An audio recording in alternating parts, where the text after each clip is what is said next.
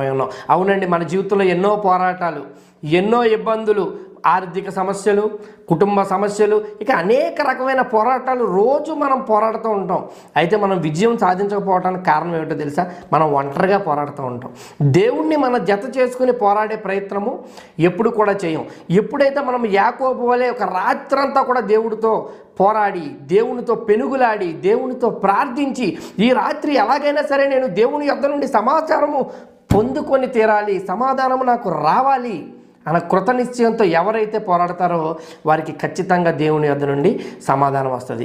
చాలామంది చేసే తప్పు ఏమిటంటే, ముఖ్యంగా ఆడవాళ్ళు ఏమన్నా సమస్య వస్తే ఇరుగు పొరుగు దగ్గరికి వెళ్ళి, వాళ్ళ దగ్గరికి వెళ్ళి, వీళ్ళ దగ్గరికి వెళ్ళి ఏడుస్తూ ఉంటారు, కన్నీరు పెట్టుకుంటూ ఉంటారు. వారి సమస్య గురించి చెప్పి వీరు ఆదరణ పొందాలన్న ప్రయత్నం చేస్తూ ఉంటారు. కానీ అది చాలా బుద్ధిహీనమైన చర్య అండి. వారి దగ్గర ఏడవటం వల్ల ఉపయోగం లేదు. నీ ఎదురుగుండా అవునా అమ్మ, అలా జరిగిందా అమ్మ అంటారు. కానీ ఎప్పుడైతే